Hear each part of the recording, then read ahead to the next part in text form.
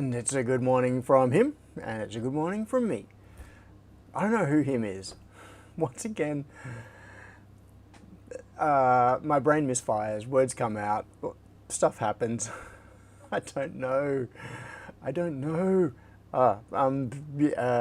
Hopefully I will not make too much of a mess of it, but I just grabbed a coffee right before this. So I'm going to do a Sion and start with stream. Him equals Steve. Yeah, Steve took a trip to Canberra. So that is going to be... hang on. I've got to make sure my volume is turned up. Is my volume turned up? Is this going to do its thing? Let's see. TTS is running. I don't want to miss out on Pete's thing. This is from Pete. Who are you and what do you want, Pete? Come on. You got to answer that question first. Who are you and what do you want? It's the two Johnnies. That's right, Andy. Hang on. I've got the TTS is catching up with the list. So, before I get to the names, sorry, right now to me, caffeine is a structural component of my physiology, and I'm not thinking straight. So, I've got to do this in order. I acknowledge the traditional owners of this land, the Whadjuk Noongar peoples. I pay my respects to their elders past and present, and to Aboriginal elders and peoples from other communities who may be taking part in this live stream today. Okay. What? Hang on, who's this? Henrik. Thank you, Henrik. So, what? Henrik always puts a... What is the thing? Okay, happy 1st February to you. Get some coffee with this. All right, I've got... I have coffee. I don't have the super cool, transparent, vacuum temperature maintaining mug that Sion has. I just have this boring IKEA mug, but I have coffee. Michael is entirely too energetic. Okay, I'm overcorrecting. So, I am... Are you going to let me get a word in? Pete? I mean, send me all the money, but Pete? No, don't send me all the money. Not really. Yeah, I am overcorrecting for how tired I am, which is why the caffeine is required. So I may crash and burn horribly. What, Henrik? Yeah, Peter is definitely caffeinated. I think Henrik is as well. No, Henrik is eating a pink cake. This is Henrik's pink cake.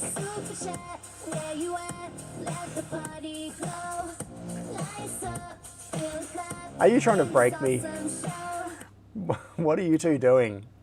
Stop tag teaming on this. It's not fair. It's 2 against 1. All I've got is this microphone and this camera. So good morning to Michael Wise, Dave Paul Jones, Stephen George, Stephen 4799, Crispian is here, Sharky, Darren, John Whips, Pete. Good morning, Pete. Henrik. Good morning, Henrik. Also to Grant is here, Johnny Bergdahl, my hot Swiss friend, Russell Rennie, Simon, Annie Mills, Emmy, Andy, Paul. Speaking of Paul, it was so good to see Paul last week.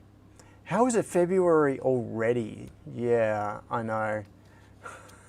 So Henry said, right now you've got enough money, you can order a small slice of cake beside it. I actually have probably about half of a white chocolate mud cake in the fridge right here. And what? I don't know. Anyway, it's from late last week sometime. And I had forgotten about it, but now, Henrik, you've reminded me. it may not be even worth eating anymore. It's probably gone, you know, dry and horrible and things. What is it doing in the fridge, says Michael. Didn't really have anywhere else to put it. It's like a convenient shelf that also happens to be cold. Okay, where is the chat? Hang on, I'm going to have a look at what people are talking about. So, Chris is here as well. Welcome. Did you miss anything? No, nothing at all. So, all right, I have not resolved this issue. I am having weird newbie problems with the project that Paul did. So Paul did this, which is the pulse sensor project for energy monitoring. And I saw he sent me this ages ago for me to show it on a stream. And I still do intend to show it on a stream. But he did a talk about it at Everything Open, which finally inspired me to actually do something about getting it out and hooking it up. And the idea with this, let's see if I can put this in the right way. Which way does it go? That way, or does it go that way? I think it must go that way. Sorry, you can't even see what I'm doing. I'm just putting the thing in Paul's little 3D printed case. So, this is loaded with firmware that I should be able to configure and get on Wi-Fi so that it can report the pulses from the switchboard, technically from the, you know, the power meter in the switchboard. And I couldn't because I failed. I don't know why I failed, but I did. Yeah, so I can see it power up. I plug in the USB cable to my computer, and if I open that, okay, you're right, John. Okay, I'm going to put this aside. John just said less than 10 minutes in and already doing techie stuff. Am I dreaming? Yeah. Okay. Henrik is about to say something. Hang on. While Henrik is saying this, I'm going to take a little... Can we fix it? That was it. Can we fix it? A little swig on my beverage. Maybe that could be a stream thing. I contacted Paul about it, and the upshot is that I probably just need to flash the newest firmware or something onto it. So that might be doable.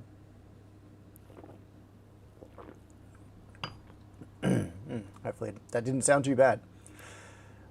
But before we get to that, yeah, I do want to...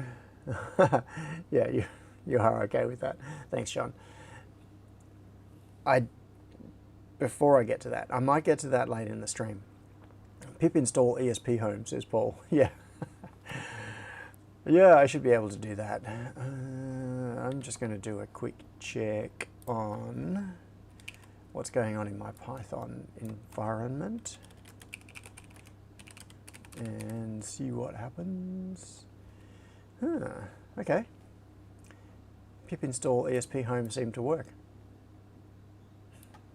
All right, so we will get to that. We'll get to that. And I kind of want to do it justice. Now, Paul did an entire conference talk about this project, which was really interesting. And he brought up all sorts of additional things outside of the device itself. He showed the device, which is how he goes about collecting data from the switchboard by measuring the pulses from the LED. And it's 1 pulse per watt hour. Is that it? I think that's it. Anyway, Paul, yeah. Yes, anyway, whatever the scaling factor is. So the electricity meter will flash its LED once per unit of energy, whatever that happens. Yeah, Paul says 1 pulse per watt hour. Thank you. Oh no, the pip install ESP Home worked. At least that's what my terminal claims. Taking into account all of the dependency conflicts on Conda. But I have RAML, YAML. Okay, so I need to make a VEnv or something and deal with that. But I don't want to get into that.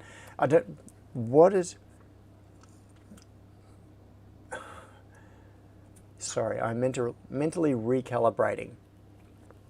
The thing is, if I talk about this on the stream, I want to do it justice and not just give you some half-assed thing where I'm fumbling through and taking up a whole lot of time and not explaining things properly. So what I want to do is get the firmware on it, get it working, and then I can show it to you. And also, Paul's talk is going to be on YouTube soon because the EO people have been getting onto it.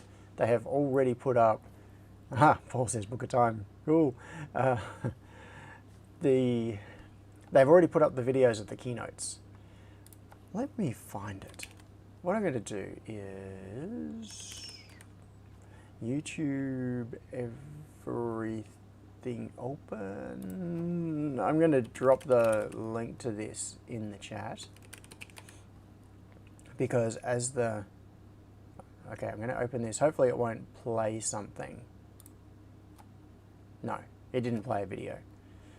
Ooh, videos are going up. Nice. Very nice. This is what I am talking about. So, we have everything open. Oh, it's cut off. It's cut off. The top graphic. The aspect ratio isn't right, so it's trimmed the bit out of the middle. Everything open, it says at the top. Canberra, Australia, it says below it. I wonder if that's just because of my can I change? Nah. Yeah, that's just the way it is. Okay, so videos are going up. Yeah, everything open 2026. How many? I'm not going to hit play all. How many? The keynotes had already gone up. Okay, I think that's all. Vic's talk is up.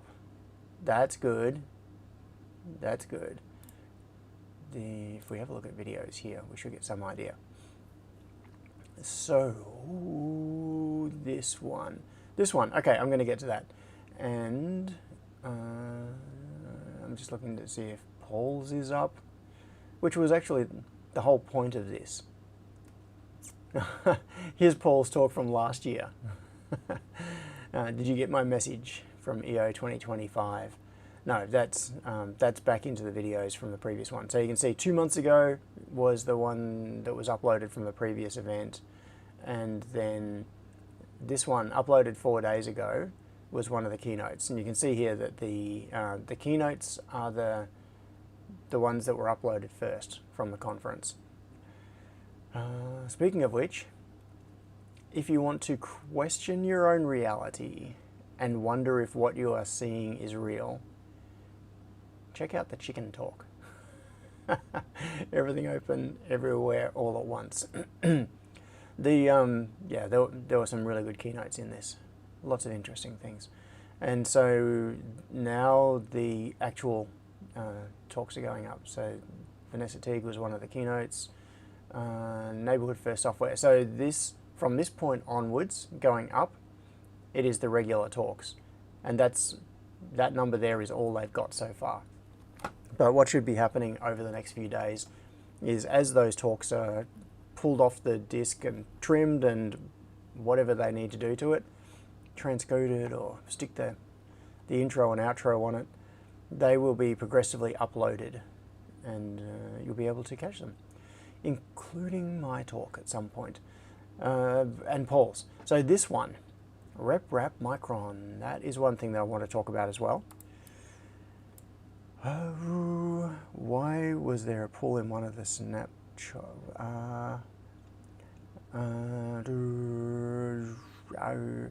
I'm seeing regular LCA headshots. Yeah. Oh, Henrik said, is your talk up already? No. Oh, Paul, you got to go. All right. Thanks, Paul. Point being, I'm going to drop this in the chat. Where's the chat? Everything open. Everything open talks. So, if you are wanting to catch up with talks that were last week at the conference, whether you were there or not, the Stephen Helens one. Henrik, are you asking about Stephen Helens? I don't see a Stephen Helens talk. Me? Oh, are you talking about Stephen Ellis? Okay. No, that was a different thing. No. So Steve talked about self-hosting, which was a different thing. This was a more practical, direct thing. The one I'm talking about is this one over here. I got a theory that tonight's going to be, and it's called Everything Open Everywhere All at Once. It is an interesting talk that will have you questioning whether what you are seeing is real. So the buffalo, yeah, is it a buffalo? It is a buffalo. I hadn't even looked. I didn't notice the horns. I just looked at this and thought, tiny pony. But no, it looks like a tiny buffalo. Yeah, Andy says, the EO 2026 chicken keynote talk, it's a shame that YouTube comments are turned off. 100% guaranteed that the comments would be hilarious. Yeah. The chat, so there was a conference chat that was on, and it was... While the talk was on, the chat descended into total chaos as everybody was trying to figure out what the hell were we experiencing. So Michael says, I am seeing regular LCA headshots. Yeah, that's because Everything Open is the continuation of LinuxConf. It is under new branding and an expanded scope, or rather a... kind of a ratification of the expansion of the scope that had already occurred over a period of time. Because LinuxConf, even though it was originally conceptualized as... So, original conference, CALU, Confederation of Australian Linux Users. I think the C was Confederation. I don't think it was conference. It might have been Conference of Australian Linux Users. It was very much focused around the idea of Linux is this really niche, odd thing. Very few people use it. It's really nerdy, so let's get a bunch of people together and talk about it. And so it very much started off with that Linux focus, but then over time the conference expanded its scope and it was dragged into areas of things like open hardware, as you may imagine, but also other parts of open culture, things like open data, open governance, open communities, Creative Commons type content, media, anything, open,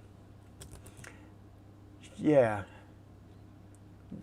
It became a much more of a catch-all around not so much the technology, but around the culture of openness and collaborative development and sharing. And so Everything Open, the name is one of those weird things where I 100% understand why it's called that. And when it's explained to you what it means, it absolutely makes sense. But at first glance, it doesn't really tell you what it is. If you see a conference called Everything Open, it doesn't say anything. And I'm not saying this to say that I think it's the wrong name for the conference. It's just, I think it's a little unfortunate that it can be so hard to have some kind of an identity or a rallying point or a rallying cry around the idea of openness. Because it is such a broad thing that goes across so many sectors. It's not just a particular technology. It's not just saying, it's open source. Look, you know, restricting the scope to being able to participate, see, modify, and participate in the process of creating the source code for some software, which is a very narrow part of the scope of the openness that is encapsulated now by the Everything Open conference. So we really just don't have a term for it. We don't have a better way of describing it. Many, many years ago, Andrew Cowie did a talk. In fact, I think it was a lightning talk. Yeah, it must have been a lightning talk. It was at Adelaide LCA, which would have made it 2003, I think, or 2004. It was somewhere in that order. It was the LCA run by Michael Davies. And he did a lightning talk about LinuxConf and what is Linux. And his point was that, so it's been a minute. It's a while since I saw Andrew's lightning talk. 20 and some years ago. Okay, 20 and some years ago. So he said that the term Linux, this was when there was a whole lot of discussion around, is Linux a kernel or an operating system?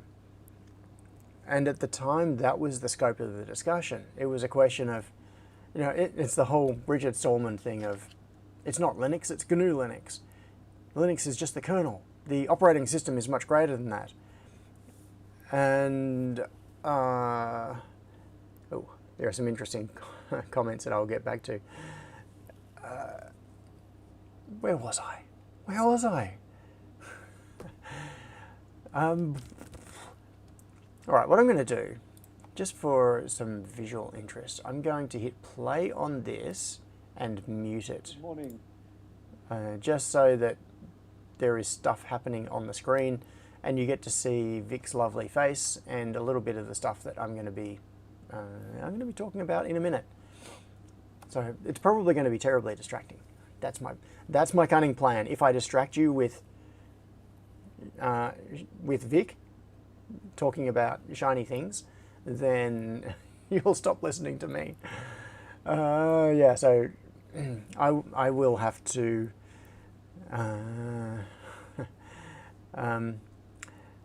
yeah, Michael, yes.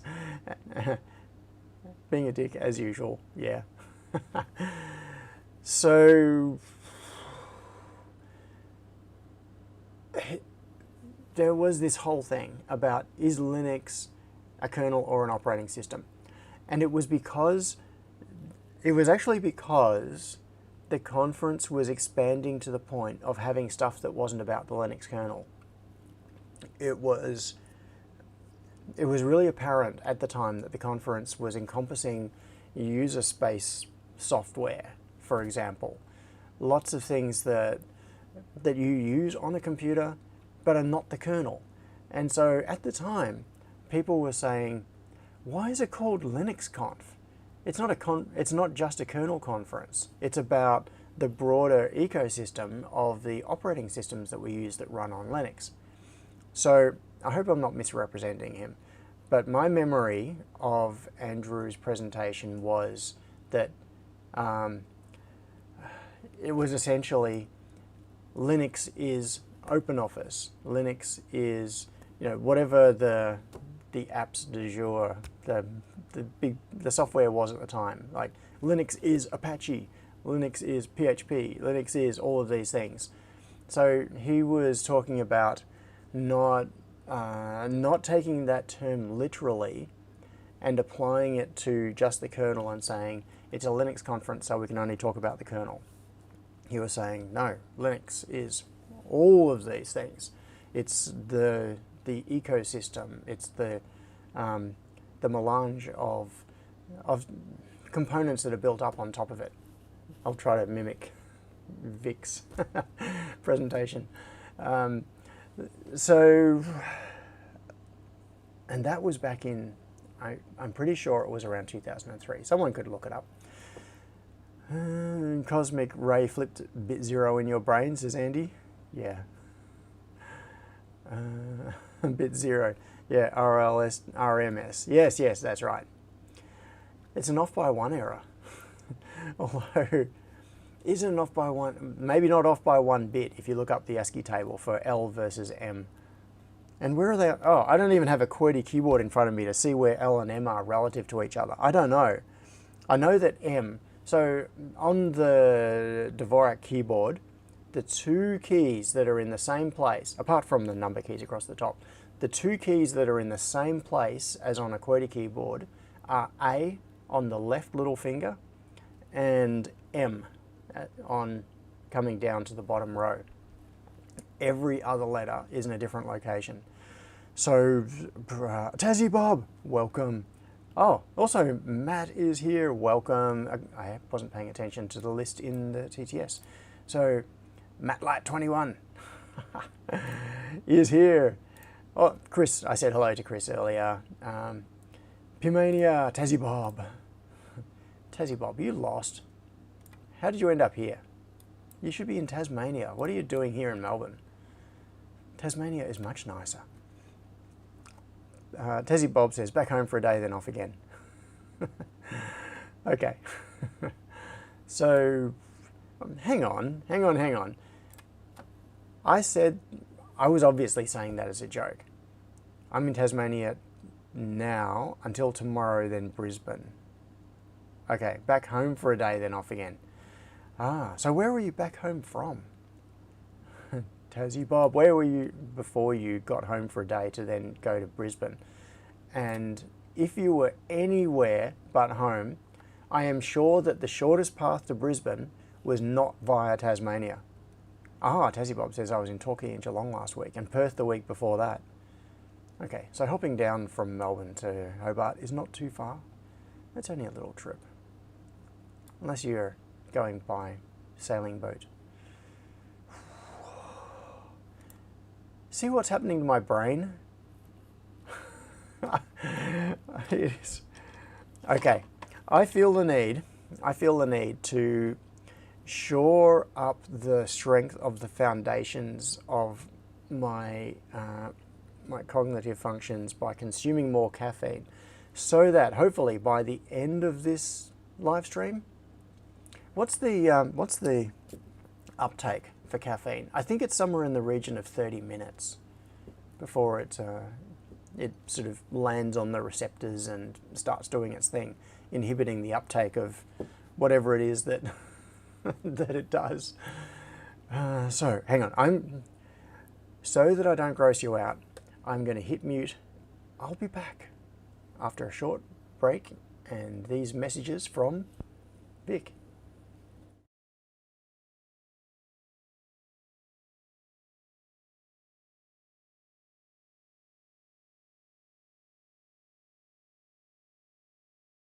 And I know Vic was miming.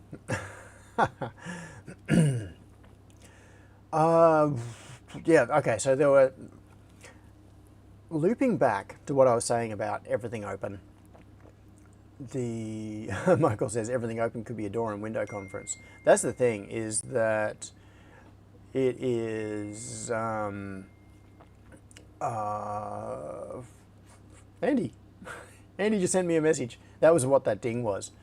Telling me that this is a wrap micron. It is. And this is part of a wrap micron, but we will get to that. This is part of a wrap micron. So, I have a new project, which is stalking Vic and learning from his brilliant insanity. So, yeah. Matt says Linux is life. Okay, that's the... Now Peter is dinging me. Do I have to turn off notifications on my phone? You're going to make me do it, aren't you?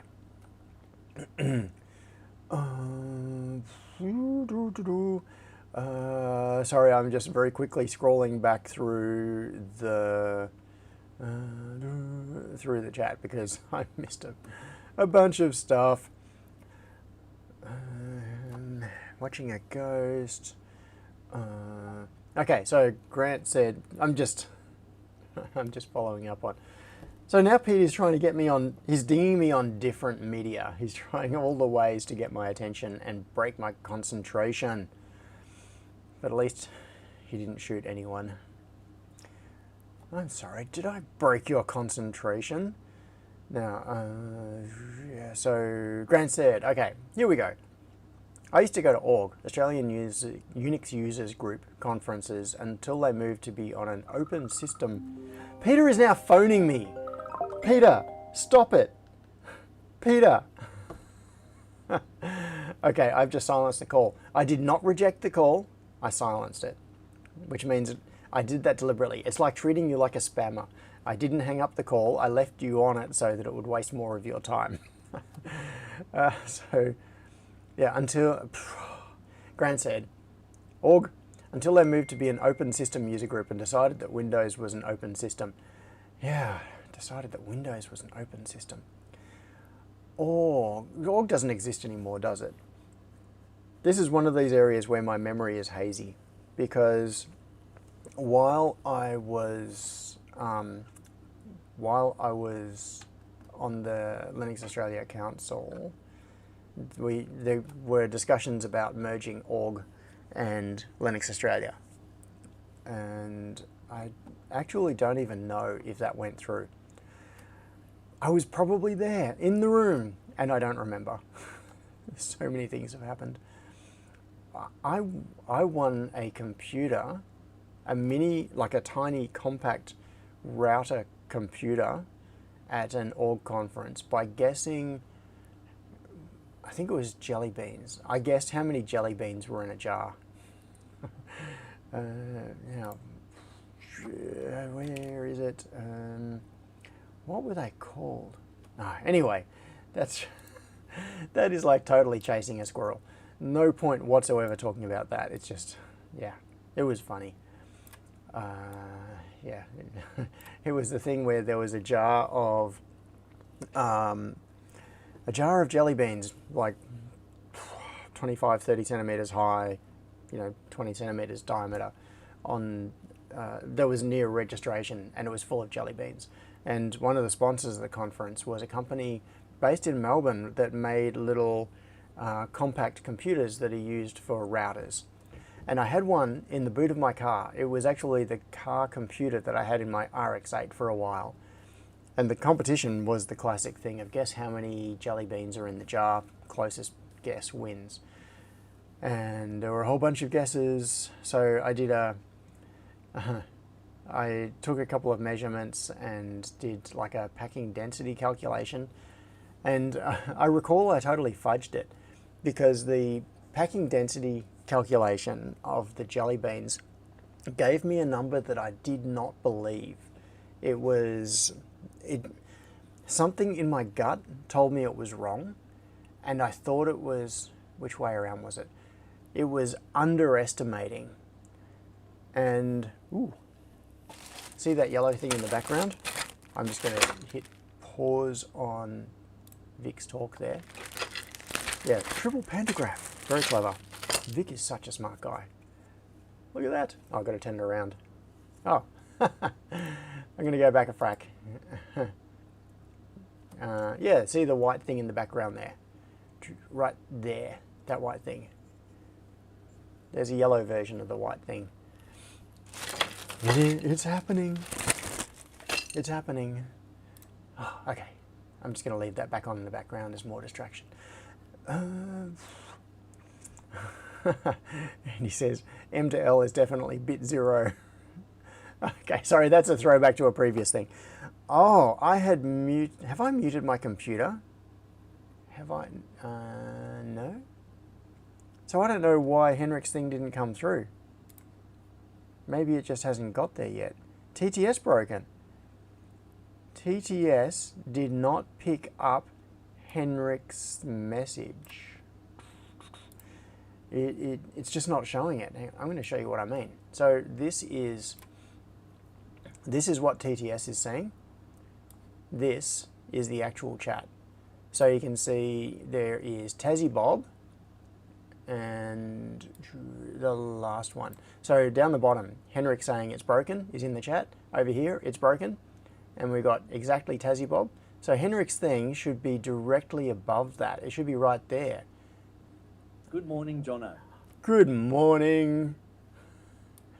Good morning, Crispian. Yeah, so for some reason, TTS simply did not pick up that message. So I'm sorry, Henrik. I am not going to sing the Super Chat song. Not today. I don't think any day. Profanity filter for the emoji. Oh, no, but if that was the case, maybe. So the way the profanity filter handling works for regular messages is that it comes up in the cast note UI. I can see it, and it has a note against it saying bad word detected. And then I can click it to manually override and tell it to just play the thing anyway. Usually. Ice cream isn't profane. Yeah, that's ice cream, is it?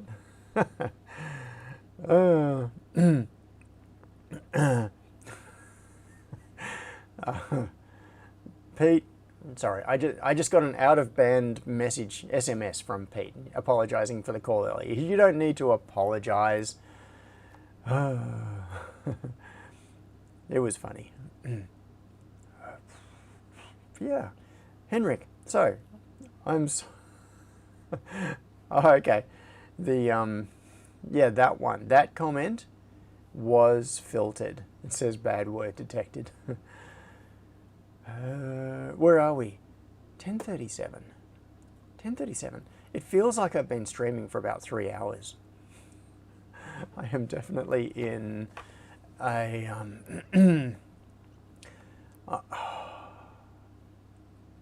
my brain. It's there somewhere. I've got to get it back. I've got to get it back. Medium fine. Yeah, I've got this. I've got Vic's talk running here in the background, but you really should go and watch the talk because it is fantastic. And the stuff that Vic is doing is really cutting edge. And there's some really cool stuff coming up a little bit later in the talk. And what I'll probably do is pause it when it gets to that point and maybe do a little bit of an explanation. There is some stuff in relation to ionic, what's the term? So electronics is based on electrons, hence the name, electronics. He has been working on making circuits using ionics. So an ionic circuit, instead of using the flow of electrons, it uses the flow of ions. And he's doing that for some very interesting reasons and solving problems in some very clever ways. It's a little bit of a detour from the core RepRap project, but it's one of the enabling techniques that can be combined with the RepRap micron. I haven't even explained what RepRap micron is. So I'll get back to that. Yeah, Tassie, stop nibbling Nobby's nuts. I want something to eat. Oh, could be the handle again. No, I don't think so. Because Henrik did a super chat earlier and it worked just fine. And now his super chat was not even detected. Pete says, no, electrons are probability waves. Henrik, yes, you can give me a squirrel for next week. Yeah. So, Pete. Pete, okay, that is far too suggestive. Or maybe not suggestive enough. It could go either way. It can fall either side of the line.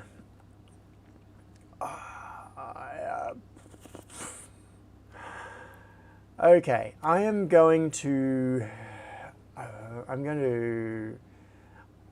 really am barely functional today. I'm just going to hit pause on that. So early less than 1 millimeter hello world. Yeah, 500, there's a 500 micron logo. That's the everything open logo. That's the tangram thing in the Jigamy. So for those who have seen in fact it might be around somewhere, it doesn't matter. Anyway, the logo for everything open for this year is a tangram, which is a shape that can be, it starts off as a square, but it consists of a number of shapes that can be rearranged to make other things. And what Vic did was print, hang on, I'm going to go back a little bit to that. So what Vic did was print the tangram and then, oh, come on, Vic, stop moving along. And then 500 micrometers with an underline. So when I say print, what he's doing, I need to back up. I need to back up so hard. What the hell am I talking about? RepRap Micron. I will give you the, yeah, Crispian says, you too, John, only 4 hours sleep here, probably going to crash out after the stream. I can confidently say you've had more sleep than me. That's why I'm a little bit nuts now. I am slightly tripping on on lack of sleep. So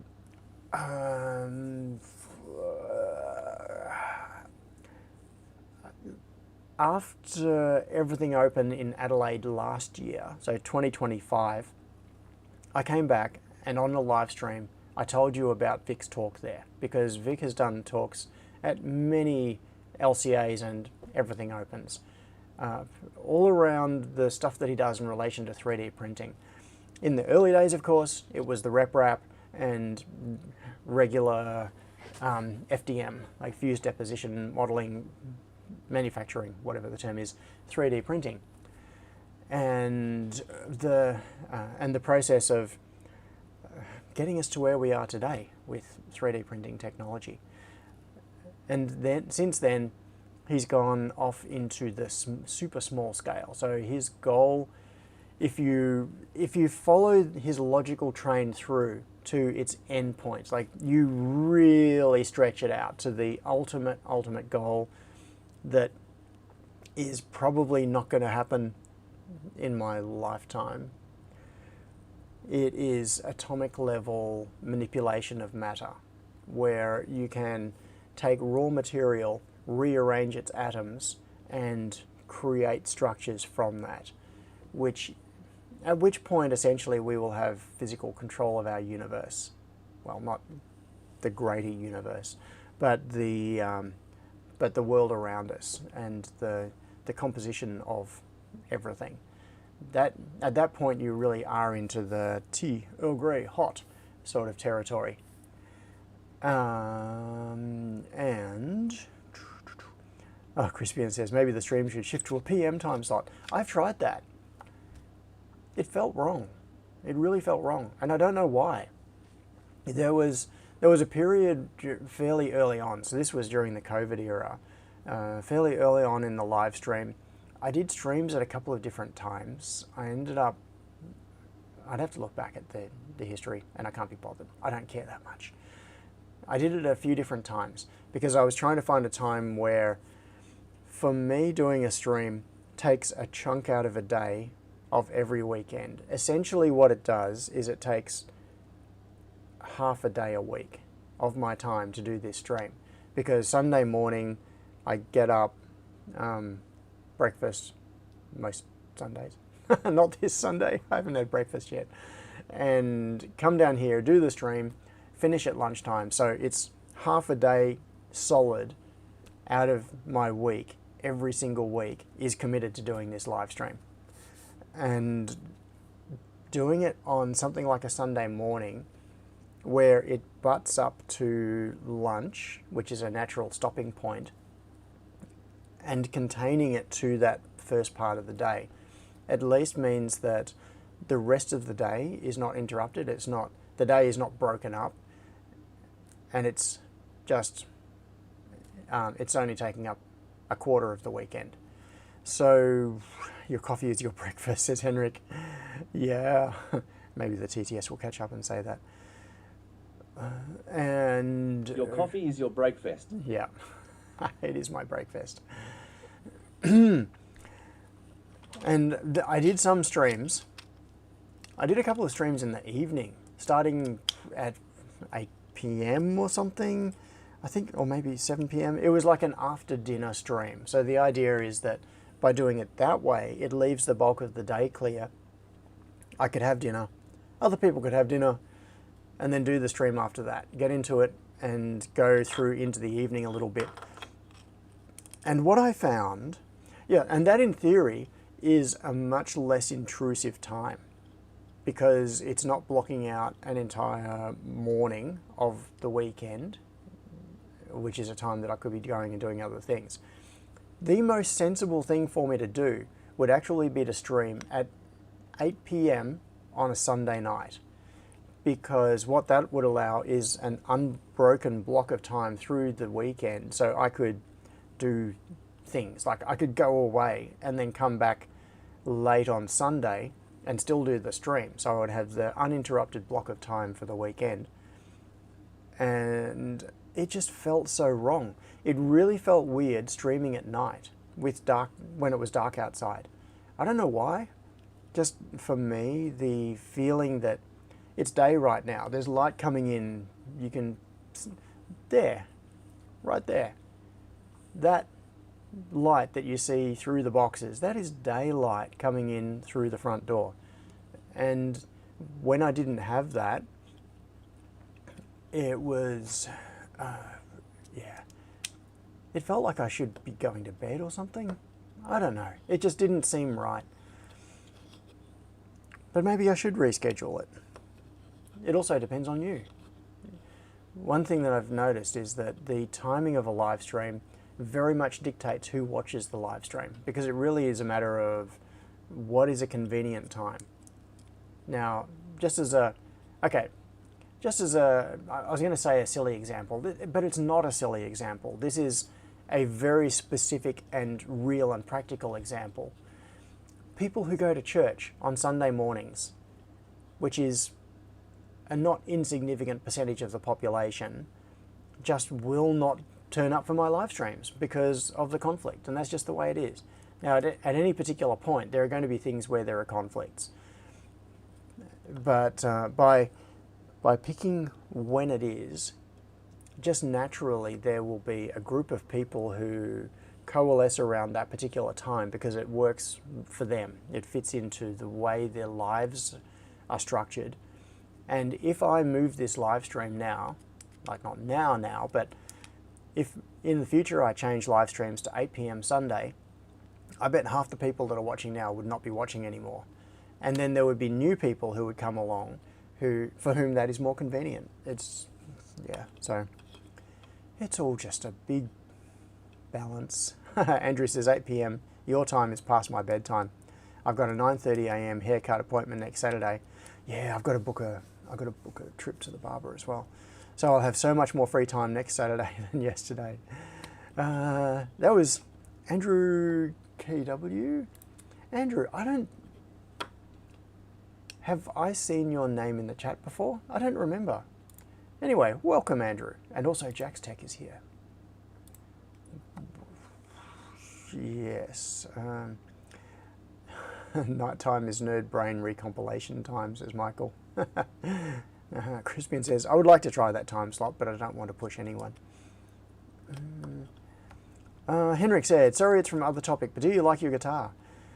I like. It's really hard pointing at stuff. I've got this whole mirroring thing going on where the camera that's looking at me is like a mirror image of reality. And so when I'm trying to point at things that are over my shoulder, I always point in the wrong direction. Yeah, that guitar right there. That one, I like that one. This one there, I don't really like that one. So this is the one that I made, and it is crap. It doesn't hold its tune very well at all. It's Andrew says, I think I showed up as Andrew Gordon previously. Yes. Okay, I definitely remember seeing you in the chat as Andrew Gordon. Cool. Okay, so it's just a change on the change in the YouTube handle. Groovy. Amy says you just need to visit the Bad Obsession Motorsport studio. Yeah. Yeah. So that particular electric guitar, I don't like that much, and I didn't really expect to like it that much. The reason I made it was just as a quick and dirty process of putting a guitar together to see what's involved and just get something that works. But the tuning mechanism on it is not very good. It's got a bit of stiction in it, and so tuning is hard. It tends to, like, as you tension a string, it'll move suddenly and overshoot, and the pitch will be too high, and then you back it off a little bit, and it doesn't properly release. So the pitch doesn't move up and down smoothly as you turn the tuning knobs. So I basically don't even bother playing that guitar. But I've got another electric guitar as well, which you can't see. In fact, it's not even here, it's at home. So that one is a much better one. But that acoustic guitar, I really like that one. It's only a basic thing. It's just like it's a 1977 Mendez, it's a Japanese made guitar. And it's got a nice tone to it. I like it.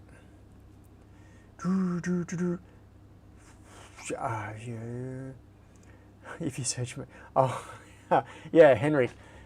I've had other people tell me about this as well. So Henrik said if you search YouTube magnetically hovering guitar strings, that will be squirrel for you. Yeah. And yes, I have seen that. It was by, who was the, was it, what's the name of the guy who did it? It's the guy who built the bike with the big magnets for the suspension system. I'm not going to get into this right now too much, but it's, yeah, it is. When I saw this, I just thought, what the is going on here? This is terrifying. I'm not going to go into it in great detail. I'm just going to, it's already muted, that's good. But the short version is, look at this guitar. I'm going to pause it right there. Now, this guitar, this whole video is like a summary of the build process. He goes through the whole process of how he came up with this. So this is a bass guitar, 4-string. And look at this gap. These strings are hovering above the fretboard and above the pickup, and there is no connection here. This white block is hanging in space. It is just suspended, and this white block is what it's being attracted to. So these two things both have insanely powerful magnets in them, and it is pulling on the strings to maintain tension. And then of course tuning this is a nightmare. Now the funny thing is that when he was Matthias Krantz, that's who did it. So the oh, okay, Colin Furze did the bike. Okay, yeah. Yeah, at first I was thinking, did Colin Furze do the guitar? And that didn't seem right, because it doesn't seem like the sort of thing he would do. No, Matthias did the guitar. So Matthias ordered a series of magnets. I'm not going to go into this hugely, but I just found this little thing funny. So he ordered an extremely strong magnet. It's like a big rectangular block. In fact, I'll find it. The way it arrived in its packaging was funny, because it was packaged like a bomb with all these warnings over it. I'll just find this little thing. No, this is leading up to it. Okay, so this is how it arrived packaged, and it's got, I'm just going to hit play on this. Yeah, so this is the package from DHL, and look, bits of metal just jump against the box, and then when he opens it up, it's got this big warning about it, extreme caution. And when you see what this magnet does, look at this, look at how it's packed.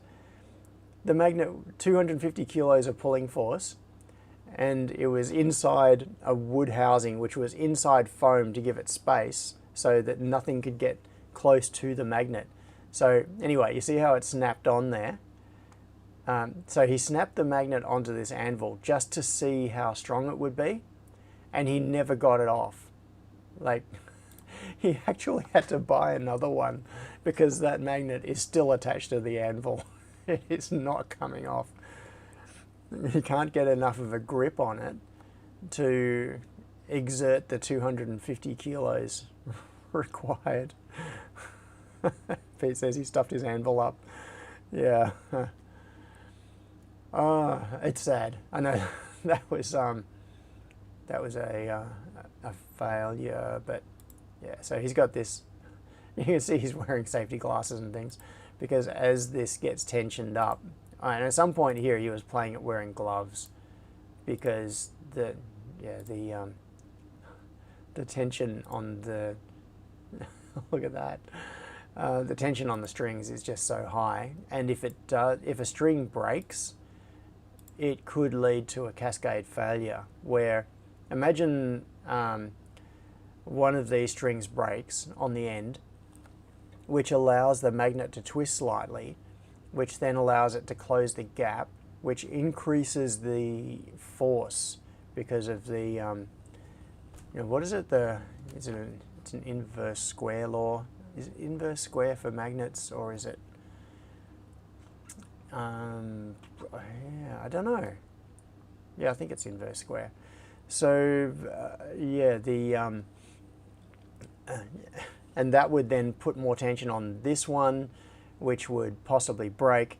So if there was a situation where one of these strings break, there could be a cascade failure where it just instantly snaps all the strings and the magnets slam together, and he would never ever get them apart again.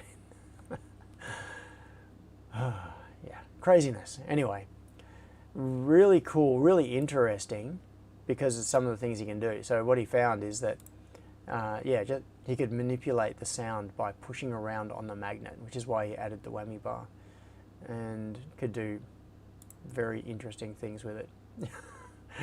Oh, yeah. Okay, so he had a break there, but it didn't do the cascade failure thing. It's like a loaded gun. Yeah, it's lucky these other strings are still hanging on. Henrik said also there will be an update soon on the magnetic suspension bike from Colin. As you may have guessed, my stream today is I don't know what the hell is going on stream. Totally unfocused. It's just resyncing after not talking to you for a couple of weeks. Little updates on what I've found interesting over the last couple of weeks.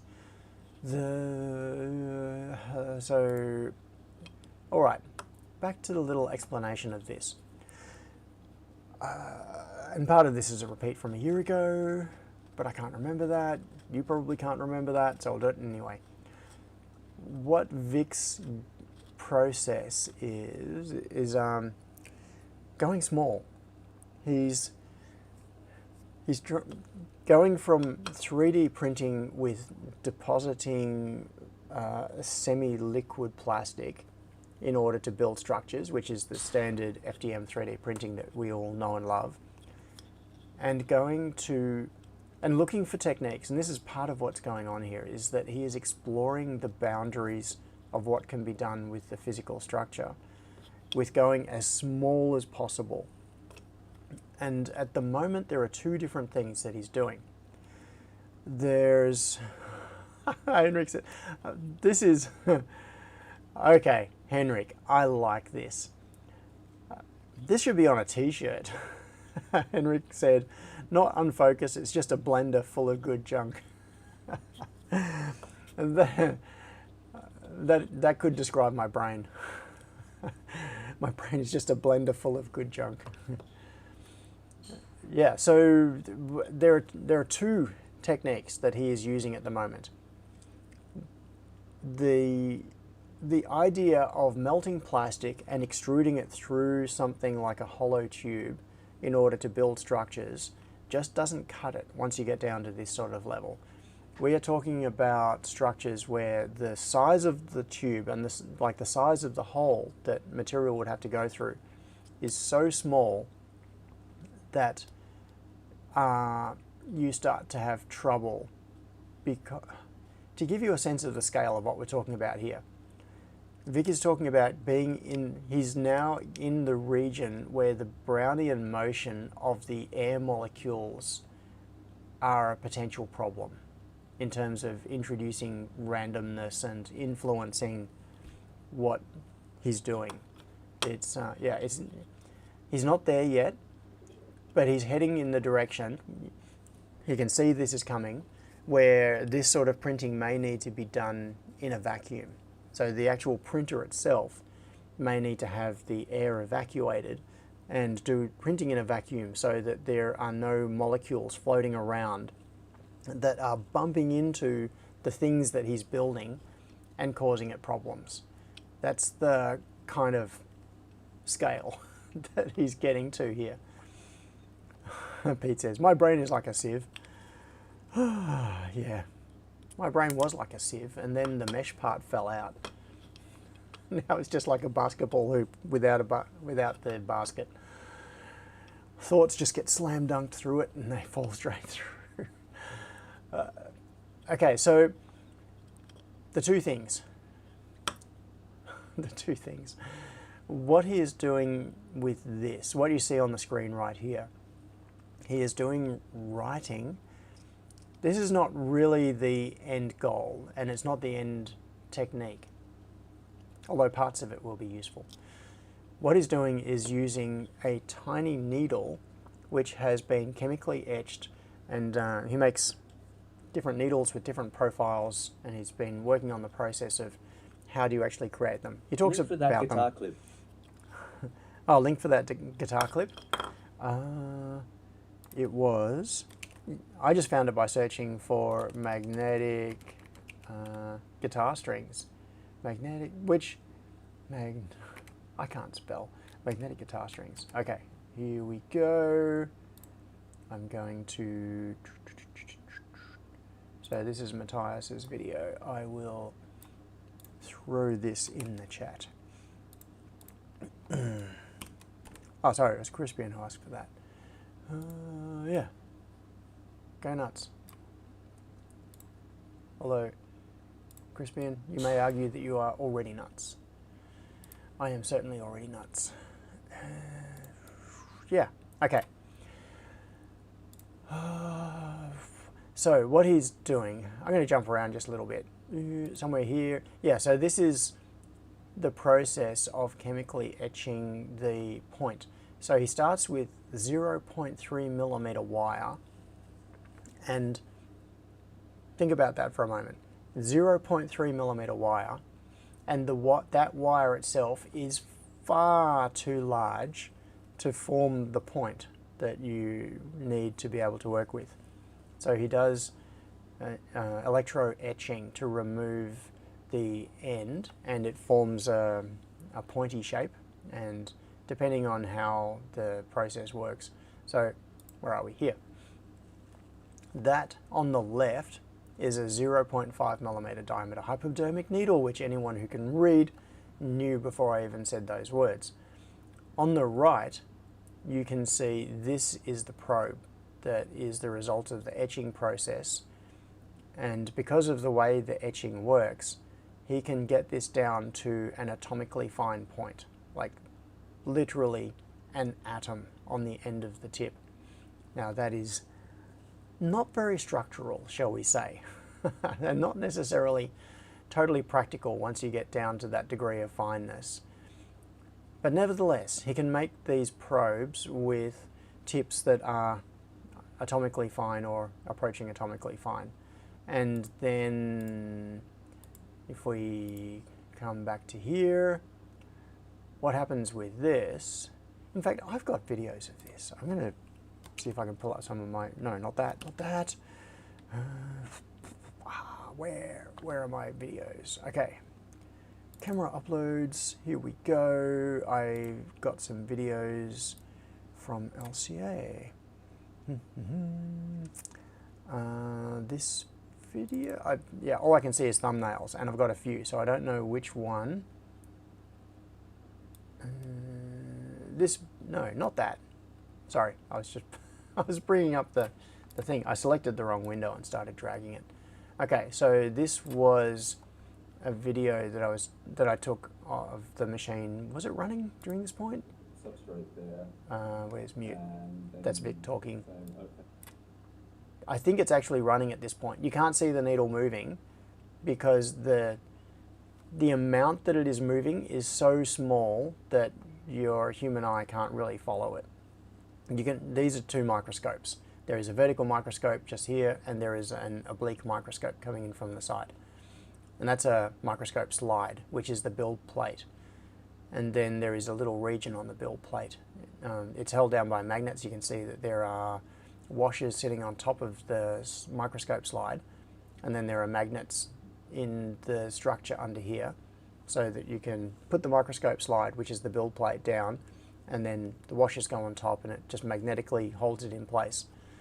And then this is the atomically fine tip that manipulates the stuff that is on the build platform, on the build plate.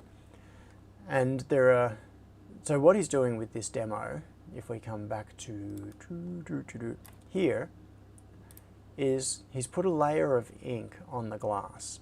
This is Sharpie, essentially. So he's just grabbed a Sharpie, a purple Sharpie, and scribbled across the glass of the microscope slide and let it dry, so that there is a layer of ink, like a very, very thin layer of ink on the microscope slide.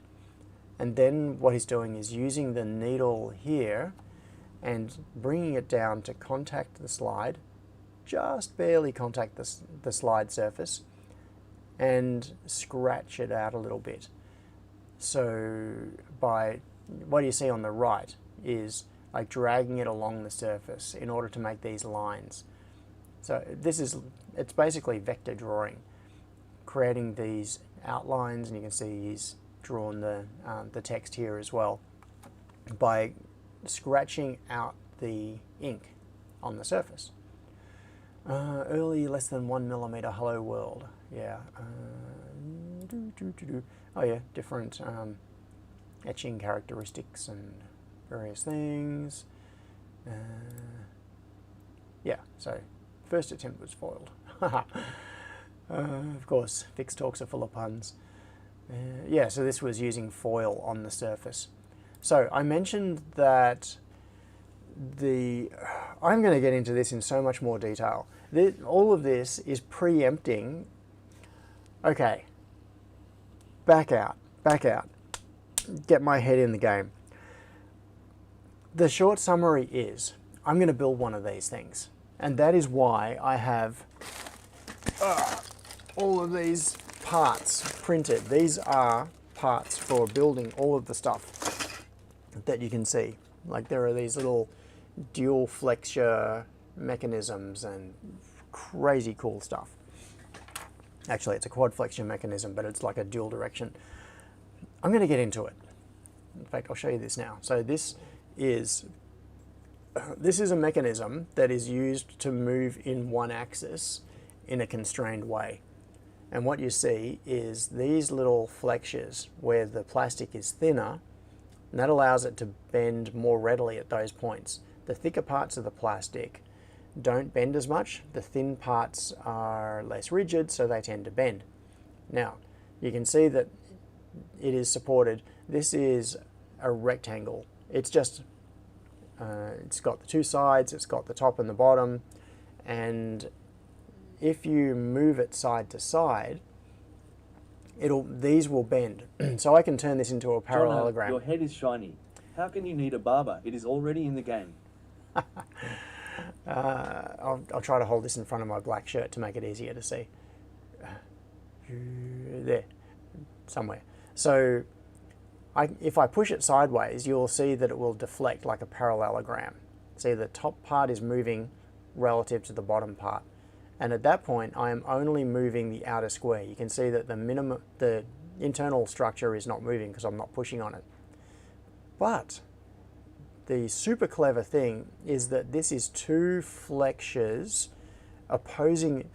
structures opposing each other, so that they counteract offset that occurs in the opposing axis. And so and Vic explains this extremely well in his talk, so if you watch the talk, you'll see this. If you ignore everything that's in the middle, you can it's fairly easy to understand that when you have a parallelogram, all of the sides are a fixed length. So if you distort it, you bend it sideways by pushing it like that, the distance between the top and the bottom actually decreases, because as it goes sideways, you're essentially introducing a triangular shape. And so we've got the If you imagine there being a triangle in here from the vertical, there is going to be an x, sorry, it's the other way around. It'll be x, y, and then we've got the hypotenuse across here. Instead, it goes from being a straight line to being a triangle, and that means that this distance decreases. The y-axis would decrease. So what Vic has done is kind of brain-bendingly clever. He's done two flexure structures, two parallelograms opposing each other, so that the offsets cancel each other out. And this piece that's in the middle, so the bit that I'm holding here is like the anchor. That is attached to the fixed structure. And now if I push this middle piece sideways, it's going to deflect both of the flexure structures. And the top one is going to get shorter and pull down towards the bottom, because this is the fixed point. So pushing sideways, the top decreases its offset from the bottom. However, if you push the middle part, that flexure will decrease its length and it will move up towards the top, and this will offset towards the bottom. Those two counteract each other. So if I push this sideways, like if I grab this, I'm just trying to get the angle on the camera correct. If I push this sideways, what happens is that that little bar in the middle with the 3 holes in it stays vertical, it does not twist, and it translates horizontally. It is only moving in one axis, and it can only move in one axis because it's constrained. And the offset of the movement of the two flexures counteracts each other. So this is a really clever way of making a mechanism where you want it to be able to move very small amounts in one axis and not move at all in another axis. So on a traditional 3D printer, that would usually be done with something like linear rails or a rod with rollers on it, those sorts of things. You've seen all of these things on regular 3D printers. So the deflection we're talking about here, which is in the order of a few millimeters, that is the equivalent of full deflection across the entire axis on a regular 3D printer. It's just that instead of it being in the order of a couple of 100 millimeters, give or take, which is what you'd see on a normal 3D printer, it is millimeters. So it's like 2 orders of, well, it's not quite 2 orders of magnitude down, because I think it's about 8 millimeters. So it's like an order of magnitude and a half down in scale compared to a normal 3D printer. So we're talking about a system where that is full axis deflection for that particular axis. So that's the scale of object that we're talking about creating. And then there are multiples of these structures. Now if I flip back to here, hang on, I'll hold this up for a moment, fix in your brain what that looks like, and then I'm going to jump to here, and you can see the flexure linkages. So what's going on, it is hard to see because of all of the green, but what's going on in here is those flexure structures. I've got other, more printed parts that you can't see. So by manipulating these arms, so this one here for the x-axis and this one up here for the y-axis, what this structure can do is move the center point in either axis with extremely fine resolution and graduation. So yeah, I'm going from memory here, which, as you all know, my memory, it's just not there. So, but my memory says Vic was talking about around an 8mm by 8mm area, build volume, essentially. So this is able to move very accurately within that space. And in fact, a little bit more than that space, for other reasons that we will get to in just a second. So last year when Vic did his talk about RepRap Micron at EO in Adelaide, yes, it was Adelaide, I was fascinated. And at the time, I thought I would really like to jump on this bandwagon. I want to help, for definitions of help. Maybe get in the way. I can be the annoying kid in the corner, or the annoying kid that keeps sticking my nose in while Vic is trying to get stuff done and saying, what's that? How does that work? So, but then I didn't follow up on it during the year. And Vic has had an entire year of additional development that has gone on since then. And seeing the point that it's up to now, he's also put a lot of work into documentation. One of his concerns is that right now development on this is really in his head. And there is not yet a community or parallel development or people who are able to help with this process, help with this project. And so he's quite enthusiastic about the idea of other people jumping on this. And to make that possible, this is all on GitHub, by the way. All of this design is on GitHub under an open license. I haven't even looked at what the license is, but it's Vic. It'll be something sensible and appropriate. And sorry, I'm just looking at what's on my screen with the other picture. Nah, that won't help. Yeah. So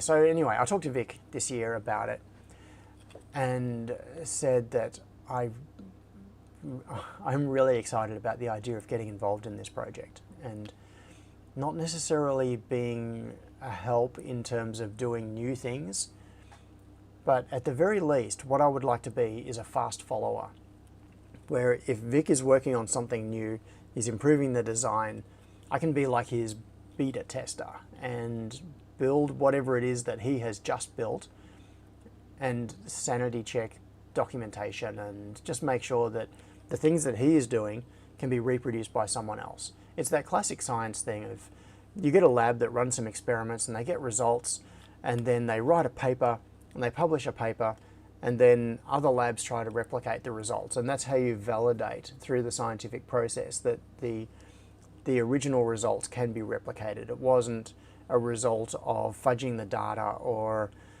hiding things in the process, but that what has been represented is real. So I can be the person who takes what Vic is doing and implements it immediately behind him, following what he's doing, and just make sure that everything makes sense and that that nothing is being overlooked. There's documentation for different parts of the process.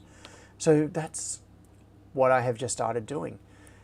And it occurred to me that other people might like to see this as well. So the last year in particular has been wall-to-wall testomatic, and I'm sure people are sick of it. So I'm going to introduce assembling a RepRap Micron as a new stream project.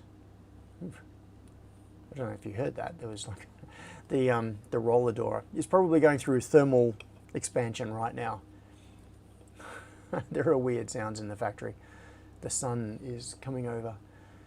Yeah, so my plan is I am going to build a RepRap Micron on stream. Now, there is some prep that I need to do. A lot of it is just printing stuff, which... As John Dashwib said, sign me up. Cool, thanks John, I'm glad you're interested. I haven't even been looking. Where is the chat? I don't know where the chat window is. I've got to try to find it. Is it behind there? There, aha! There we go. Pete, what's testomatic? Okay, let's go. Let me tell you about... Pete, no. Oh, I'm not so sure about that username, LadyKiller85, but okay, I'm passing on the username. So the comment was, I really need to be out in the garage welding up a wood stove for the woodshed, but you bring love. Gave me a last minute out. Oh, you being live gave me a last minute out. So watched your vids before I even knew what self-hosting or HAS was. I had dreams though. Yeah, Michael says, don't poke the Testomatic bear. There is news on Testomatic, but I am deliberately actually not saying anything at the moment because that can be for a future thing. The very brief summary though is that my talk went as, how do I phrase this? It went as non-badly as I could have hoped. I got through it. I ended on time. I didn't necessarily cover all the points that I wanted to. I might have, yeah, I probably didn't articulate things very well. But I had good feedback. People seemed interested. And I seem to have effective... I'm going to be careful what I say about this. I seem to have very effectively nerd sniped someone who is supremely more qualified than me to dig into the software side of the testing framework. And I think having that degree of expertise, someone else who actually knows what they're doing, helping with it, is going to be an enormous help to me because like all of these things, all of these projects, oh, okay. Sorry, I was just distracted by Lady Killer's comment, which was, oh yeah, it's an American thing for a Casanova. Okay.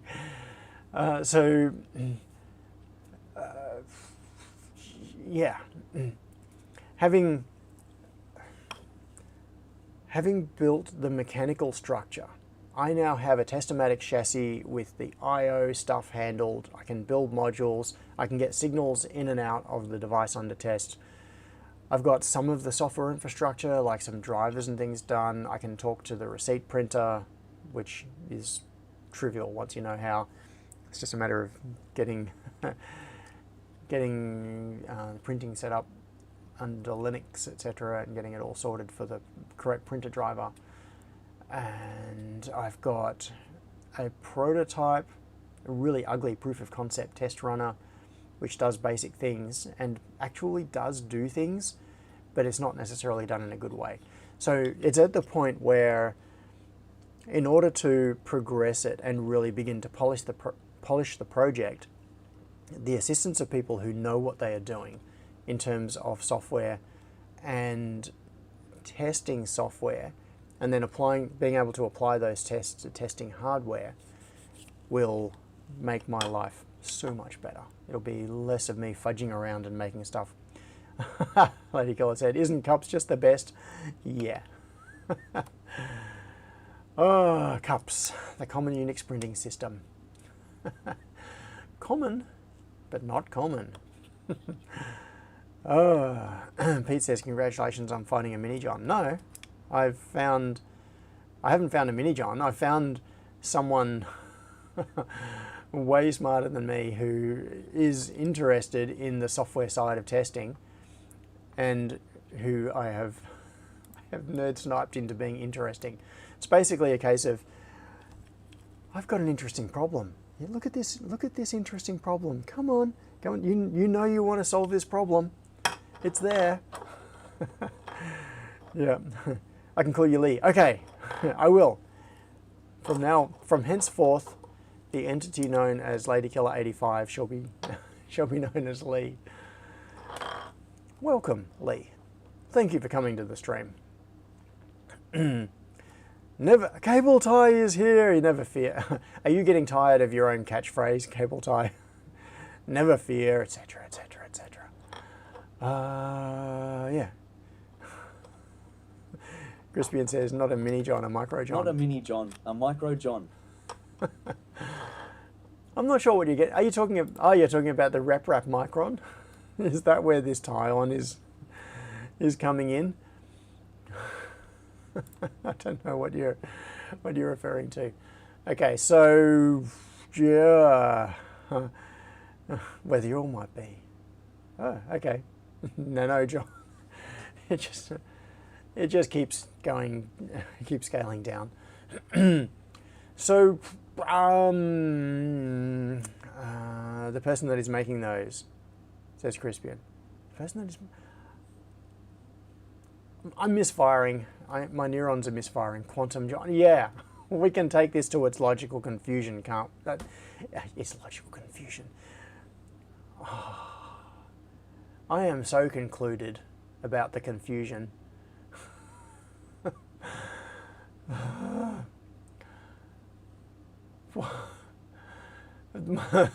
My structural caffeine is rapidly failing. It is falling off the receptors in the brain. Oh, yeah. So Lee said, so anyways, that motion where the plastic bends to let it move, it has a name. I know it. Yeah, it's called a flexure with an X. Oh, it's not there where it's written on the screen. Vic has a cunning flexure, just like a cunning plan, my lord. So if you search, yeah, Michael says that was a load-bearing caffeine molecule. The one that just failed, that was most definitely load-bearing. It's gone now. The entire edifice is going to come crumbling down. This word, if you search for the word flexure, I have, full disclosure, I have not searched for the word flexure. I do not know if you are going to end up in parts of the web that you really do not want your eyes to see. But a flexure is a structure that uses the deformation of a material to achieve some kind of motion. And you see it in hinges. It's fairly commonly used in 3D printed things where you want to do something like a print-in-place hinge. Instead of a classic hinge with, you know, two interlocking things or a couple of interlocking things with a pin through it, you know, all of those sorts of structures. You can make a hinge by just making a really, really thin bit of plastic that bends. So that is a flexure because it flexes. Yeah. Oh, okay. Lee said, I thought it was something else. Simon Quaco. This is the scaling down to the femto level. Quaco John. Okay. I don't know where.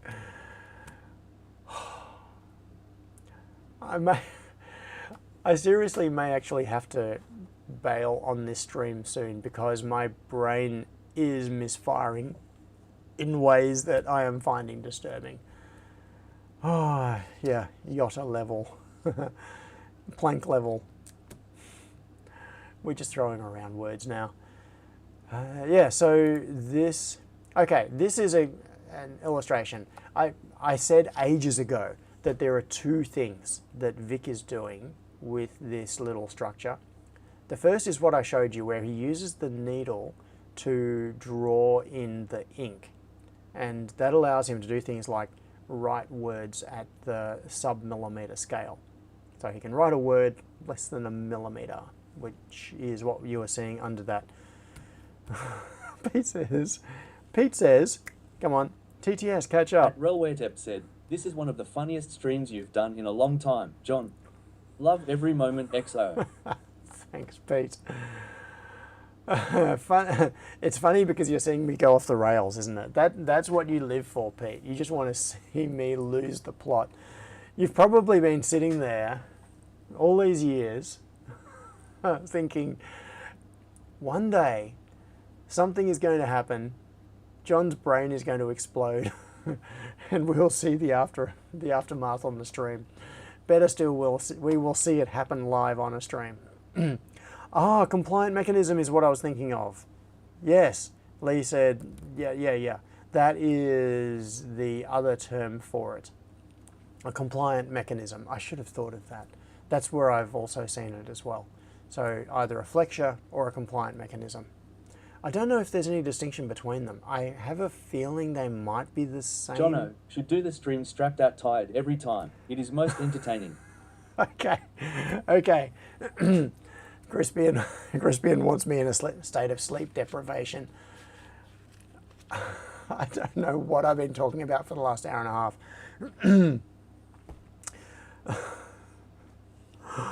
Oh, get it together.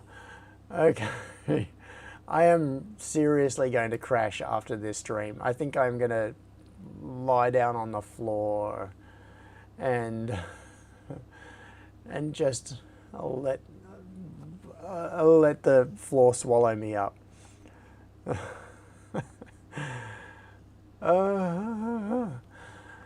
Let there be light. Okay. What you see here is a UV LED. So this brings us to the second of the two techniques that Vic is using with this micro manipulator. Yeah, Crispian says, time to crash. Oh, Michael said, John will have to rewatch this stream in therapy one day. Yeah.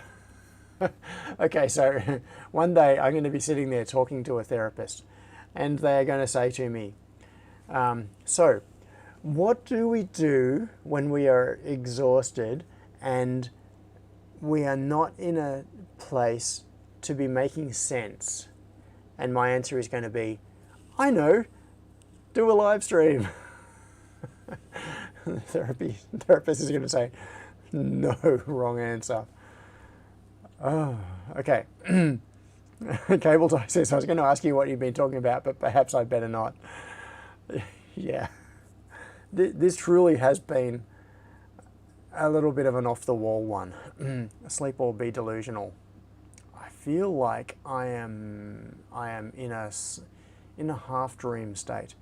Oh, Grant says, Dan Gilbert has some videos showing manufacturing flexures from metal using a water jet. He has a very nice workshop. Ooh, yeah, so the flexures I've been showing here from Vic's video, these are made using plastic, obviously, 3D printed. But yes, you can make flexures out of metal. If you make something out of metal and you cut it so that there is a little thin tab that is joining things, effectively you've made a spring. And so depending on how far you bend the metal, like whether you bend it to the point of no return. So when you bend metal, if you bend it, there is a particular term, and I'm sure someone is going to tell me what it is. There is a particular point where if you bend it, it will no longer return to its original configuration. And there is some mechanical change that goes on within it. It's something to do with the fibers or the parts of the internals of the metal moving relative to each other so that they end up in a new configuration and then they do not snap back anymore. And of course there's memory metal and all of that sort of thing. But what I'm talking about is just something like a piece of steel or a piece of aluminium. If you have a piece of steel and you cut it so that it was in this sort of flexure shape and you made the little compliant parts really super thin, those little super thin pieces of metal are effectively a straight spring. Or you could curve them, whatever. You can do all sorts of shapes. But effectively you could make it like a little straight spring as part of the physical structure. And it can be the same metal, it's cut from the same base material as the rest of your structure. It's just very thin. So when force is applied to the structure, that is where the bend is going to occur and where the structure is going to deflect. And if the degree of bending is not excessive, the spring won't be damaged. And when you remove the force, it'll return to its original position, snap back into place. So yes, you absolutely can. Oh, elastic limit, says Crispian. Yes, I think elastic limit is the term. Yes, that sounds familiar. Michael says the, oh shit, I broke it point. Yeah, that's right. Oh, I think Michael is on the money here. Michael says, today's stream is a Picasso abstract. You are seeing me melting, mentally melting in real time. So Lee said, these types of movements are overlooked in 3D printing very often. People often concede to just using hardware. That's right, yeah. It can be tempting to just put a hinge on there or print parts that interlock in a way that you make a hinge structure rather than printing a single part with a very thin flexy part that joins it together. Grant says, no, the oh shit I broke it point is the ultimate tensile strength. The elastic limit is the oh shit I bent it point. Yeah, accurate. I can go with that. That seems like we have achieved an adequate level of technical definition. Oh, he said nothing wrong with mentally melting every once in a while is what I say. Oh, so just checking the chat. I just saw a couple of names pop up, but there are people I've already said hello to, so it's okay. Oh, where was I? Okay, so how many times have I tried to get onto the topic of the second method that Vic is using with his little micro manipulator thingamajigamy? Okay, the first one is scratching. That is fairly obvious. You can understand what's going on there. It's an ablative process where you have the substrate being the ink, which is on the glass, and then he's scratching it with this atomic level needle, which is making contact with it. Ladies are awaiting you, John. Yep. I don't... yeah, bed being just lying down on the floor. And the other is... So that is an ablative method, which is where you are removing material. Kind of similar to CNC machining, where you start with a base material and then you remove everything you don't want. With FDM printing, fused deposition manufacturing, 3D printing, you start with nothing and then you add things. You deposit, hence the D in the FDM, the material that you want to build up the structure that you want. And that is what Vic is doing with the second method on this. But how does this work, you ask? Okay, Vic has an answer. What he does is use the same needle, or potentially a needle that has been done with a slightly different shape to optimize its characteristics and that has had the surface roughened. So he's been roughening the surface of these needles with nitric acid, which, hey kids, don't do this at home. And so what he's done, I wonder if there's a picture somewhere on here of one of the needles, which has been, oh, here we go, this. So this is a needle that, so this has got the ogival tip, which is the shape that is here coming down to a super fine point. The waist, everything about this is important. Vic has gone through a bunch of experiments with doing different needle shapes in order to achieve the end result that he wants, which is to pick up UV curing material to put down and then cure. And that is how he is doing the deposition modeling. So you can see in this case the body of the wire is 300 microns, and so this is the 0.3 millimeter wire that he started with. You can see that the surface is very rough. That is because he dipped it in nitric acid. Yeah, Vic is a madman. And what that does is it etches into the surface and gives it this super fine pitting. So it gives it a texture instead of being a smooth surface. The reason for that is that when this tip is dipped into a tiny little droplet, so what he's using is UV cured nail polish from Kmart. Like it's, if you go into Kmart, go to the makeup section, look for clear, yeah, it's clear UV cured nail polish. You can get it for like $8. That is what he's using as his material. And so what he does is he puts a drop, a single drop of the nail polish on the slide, on the microscope slide, on top of a mask. And the mask is something like a very thin piece of aluminium foil that has been adhered to the tape, to the top of the slide.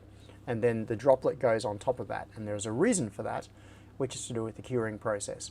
So the needle moves across to where this little droplet of UV curable nail polish is sitting on the side of the slide and dips into it. And I'm not actually sure how far it dips in, but probably somewhere in the region of what you can see on the screen here is the distance that it dips into the nail polish, which then beads on the end of the needle.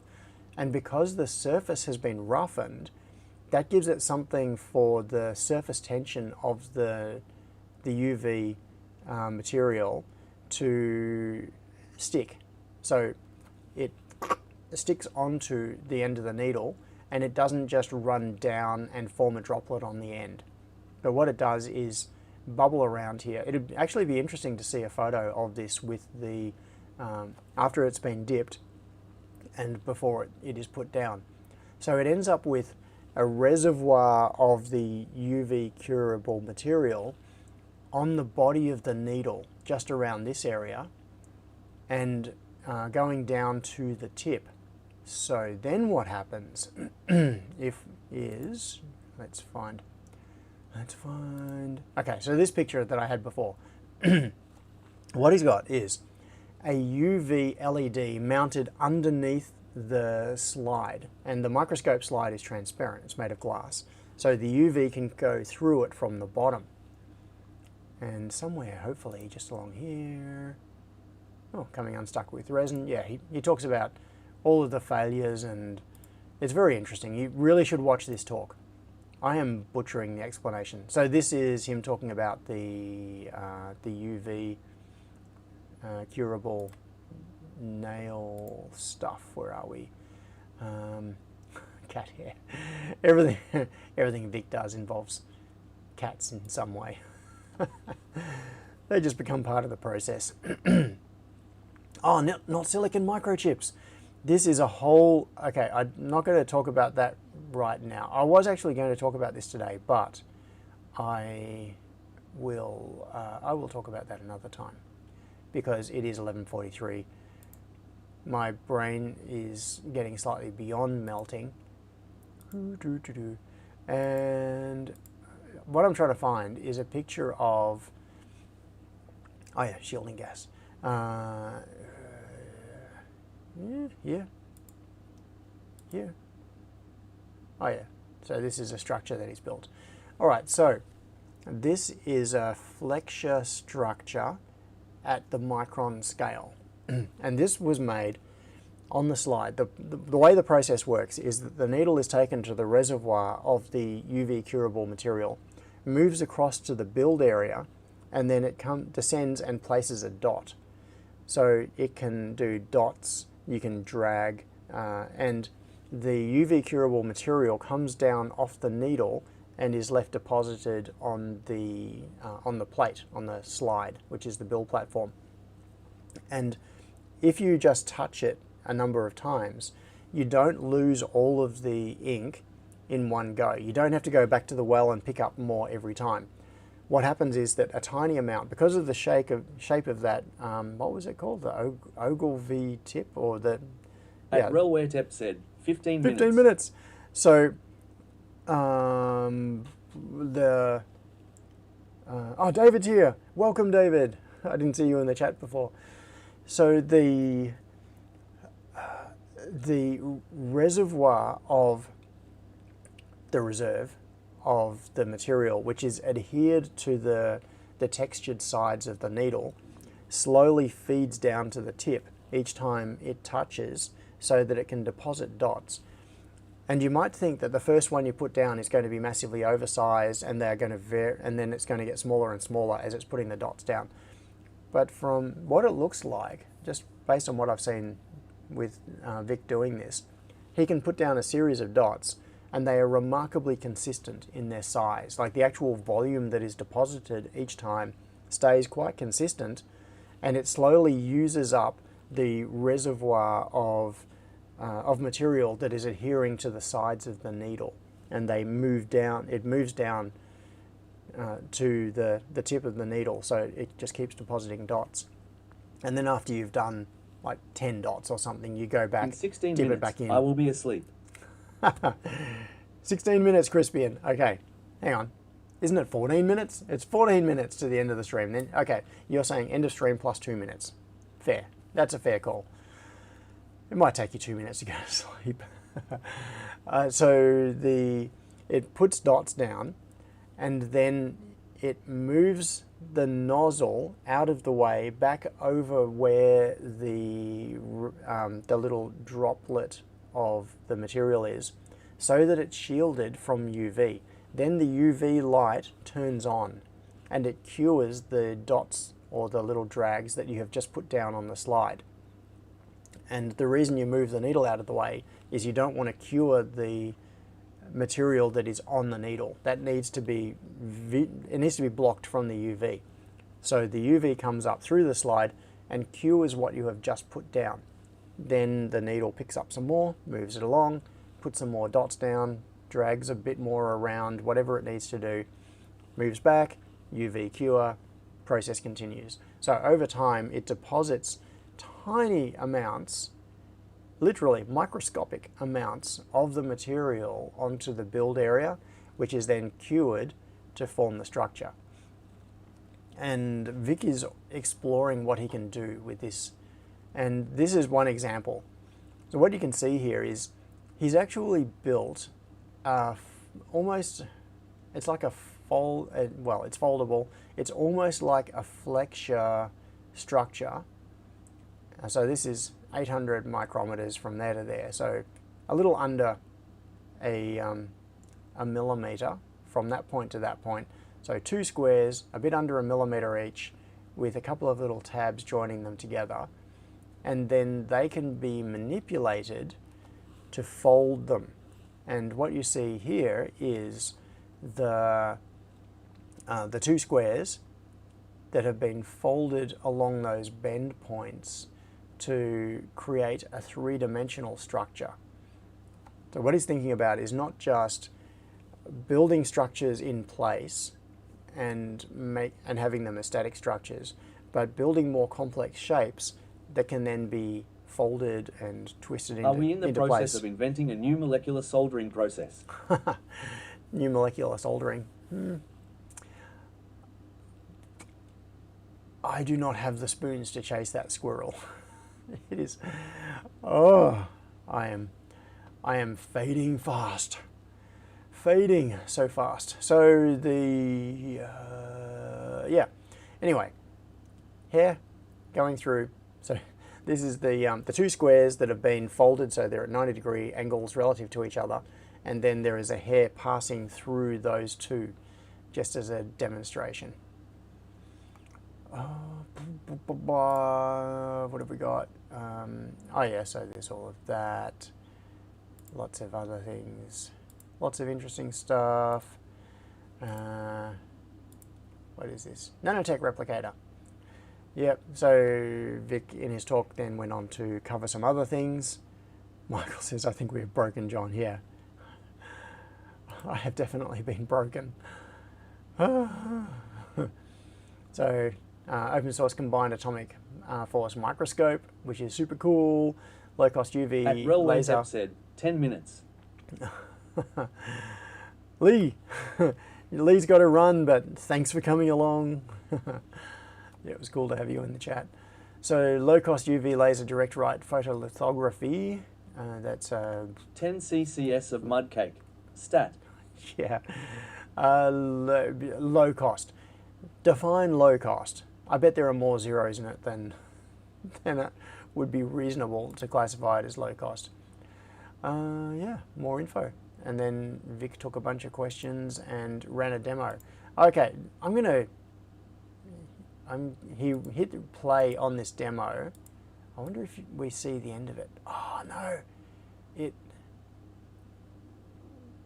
okay, I have a video. So this was while he was taking questions, Vic hit play and it started, the machine was running and actually doing stuff. But the video fades out before it finishes. And if we go to this part here, this is looking down, this is the oblique camera, this is the overhead camera. The size of the needle, because it tapers down to this atomically fine point, is obscured by the body of the needle, which is 0.3 of a millimeter wide. So this 0.3 millimeter wire here is totally obscuring what it is actually doing on the plate. And the video fades out, if I skip through here a little bit, it fades out before it moves aside and reveals what it was doing. I am going to find... yeah, so Vic had the printer set up in a side room for the last couple of days of the conference and ran it. I'm just going to see if I can find. And he ran it to show me it doing stuff. And I recorded a video for your viewing pleasure. Let's see if I got the...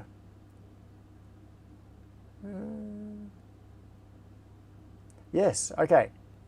Yeah, I think this is actually a good place to... this is a good thing to finish with. Now, video... I'm going to turn this down because Vic and I were talking at the time. You can see... what you see here is a projector screen, and this is the view from the overhead camera. You can see the needle there. Down in the bottom left, you can see the G-code sender. So this is... yeah, so he's using... There are so many interesting sub-challenges, just like Testomatic, which is not one... it's not really one project or one challenge. It is a whole bunch of challenges all glommed together into a thing. The RepRap Micron is the same. There are a whole lot of things munched together, and one of them is the software. How do you, if you want to do this printing, how do you deal with taking your design and converting it into the G-code necessary to drive the steppers to move the thing, to make the thing? There is a whole missing link in the middle there for the software. And Vic has had to do some very creative things and blatantly lie to the software and do scaling. Because if you... surprise, surprise, there are constraints built into things like 3D printer slices and the code that talks to the printer. If you run a slicer on a structure that is 0.3 of a millimeter across, and you are talking about resolution of the structures within it in the microns region, it don't like that very much. It thinks, variables out of bounds. You're doing something wrong. You've screwed up. How could you possibly be printing something that is 0.3 of a millimeter in size, like the entire structure, composing of many things a lot smaller than that? And so it just won't do it. So he does things like, I can't remember the exact multiples, but you can see here, for example, it's reporting machine position as 4034.65. I have a feeling that might be millimeters as far as the... yeah, it's millimeters. So you can see here, x-axis, millimeters, minus 4034.65. And y is minus 5,300 and blah. That is because he just moves the decimal point a bunch of places. What he does is take the design, move the decimal point on all of the dimensions so that the software thinks it's dealing with a big thing, and then it's happy. So its little brain is okay with dealing with, oh, I've got this thing that is like 20 centimeters across, and it might actually be 2 millimeters across. As Relware said, less than 5 minutes. Thanks, Pete. So you basically just lie to it and tell it that it is doing something at a much bigger scale than it really is. And then it just goes with it. So it then sends commands, like it'll tell, and I'm probably off on these factors. It's just the principle that I'm trying to illustrate. It might send a command to the printer saying, move 10 millimeters to the right, positive in the x-axis. And it thinks it's moving the printer 10 millimeters to the right, when it's actually moving it 0.1 of a millimeter or 0.01 of a millimeter or whatever the scaling factor is, because the motion controller that accepts the commands knows that when it's told to move a certain thing, it scales that value. And also there is scaling in the mechanical hardware. So there is calibration in the motion controller that takes into account, if I run this many steps on the stepper motor, what is going to be the end result on one of the linear axes? Because it's driving the stepper motors, which are a rotational motion, and it knows a certain number of steps per rotation, and there is a calibration that by the time that stepper motor is moving a little threaded rod, or whatever the connection mechanism is that converts the rotational motion into linear motion, there is a correlation between steps of the stepper and millimeters of linear motion in that axis. That's all factored into the calibration, so that you can lie to the motion control, you can lie to the slicer software, you lie to everything, and the end result comes out as you expect. Okay, I'm going to hit play on this, and what you'll see here... Time's up. Oh, thanks, Crispian. You've got 2 minutes to go to sleep now. Maybe you're on a different time zone to me. Is Ballarat 3 minutes ahead of Melbourne? Yeah, so you can see that it's moving, and you can see the numbers changing down here. This is as it's driving around. So what it is doing is writing hello world on the slide. You can see up just above it, exposed, there is the tangram of the logo. And what is this inset? I'm not sure what that is. It's a double camera view. Yeah, so it's moving aside, and I'm going to pause it just here. So what it did was move the nozzle out of the way. Well, it moved... Hang on, pause. Go back. Not the nozzle. What it did was move it. This is the ultimate bed slinger. The X and Y axes both move the build plate. Unlike modern, so something like any Core XY printer, like most of the modern 3D printers, only move the build plate vertically. It's only in the Z axis, and the extruder head, the nozzle, moves in the X and Y axes. And this is the exact opposite. The tip moves in Z, and the build plate moves in X and Y.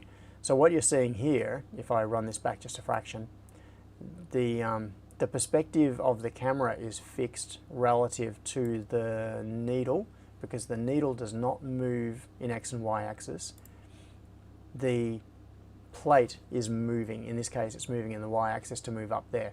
And then I'm going to pause it, and you can see that he's written hello world by scratching it at a tiny scale into the residue of the ink that's on the glass.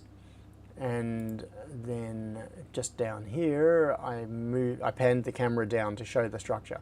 So this is after it had just finished, and I think it was still moving. At this point, it was moving the plate, and when you're looking at it, you can't even see it moving. All of this is happening at such a small scale.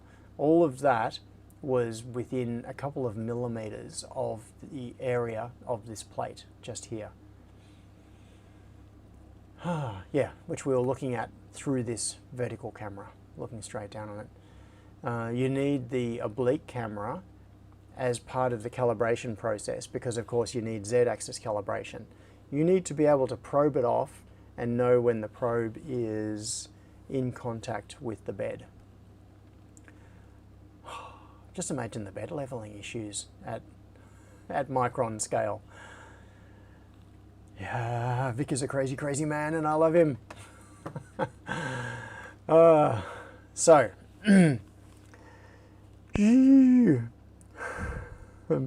burgers. Okay. Yeah, calibration must be interesting, says John. So I dropped this. Did I? Yeah, I'm sure I dropped this URL in the chat, but maybe I'll do it again. I'm going to do it again. Here is your homework. Where is the chat? Where is it? Here. Okay, so I've probably done it, but this is Vic's talk again. Just dropped in the chat. And go watch it because it's cool. David said Ballarat is 3 minutes ahead and 50 years behind. Okay, so Crispin said, I reckon realistically probably less than 30 seconds on the sundial. Okay. Crispian said, we've done simultaneous astronomical observations in Melbourne and Ballarat and found the time difference to be somewhere between 10 and 20 seconds. Interesting. Yeah, so those old-timey... yeah, Michael says, oh, no more Ballarat bashing. Yeah, Ballarat is a cool place. Yeah, those old-timey navigators with the sextant and the accurate clock and all of those sorts of things, they were onto something. John says the concept of that word, simultaneity, is somewhat moot. Okay. I am going to finally relieve you of this prison of watching me have a breakdown in real time. Stephen says, see everyone back here in 8 hours for tonight's stream. Not happening, Jan. Not happy and not happening. Imogen's nerd brag, removed and replaced clutch master cylinder successfully. Nice. Good work, Imi. Yeah, that's a really good thing to have achieved. I hope you did not drip any of the brake fluid on anything, because that's really bad. I have, yes, brake fluid is not a good thing to get on stuff. I have dripped brake fluid before. Yeah, it does not react well with other materials. Crispin says, without assistance, I would expect nothing less. I have faith in Imi's ability. She's talented. Multi-talented. Okay, so David says, my nerd brag was the lathe. Yes. I vaguely saw something about the lathe in the chat a while ago, and I don't know what it was. New lathe? The new lathe? What did you do with the lathe? Oh, David, tasty, sweet brake fluid. No! Oh. John says, this has undoubtedly been one of the best, most interesting and funny streams. All right.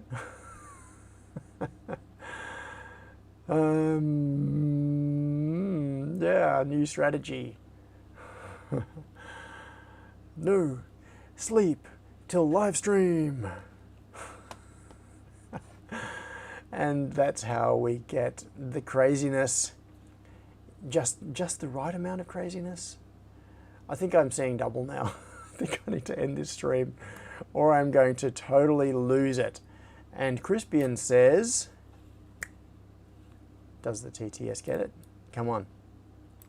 TTS, catch up. Crispian wants to say something. It might get there. Okay. Uru. That's it. Okay. Uru, Crispian. I am going to end this stream and put you and myself out of our mutual misery and catch you all next week. I'm not even going to speculate about what state I'm going to be in or what I'm going to talk about next week. We are going to go on a mutual journey of discovery. So, thank you very much. Thank you very much for coming along to the stream. And I've got to find where the end button is. Oh, it's that big one. The big one right there that has the word on it that says thanks. And whatever you do, remember, have fun. And I will talk to you next week. See ya.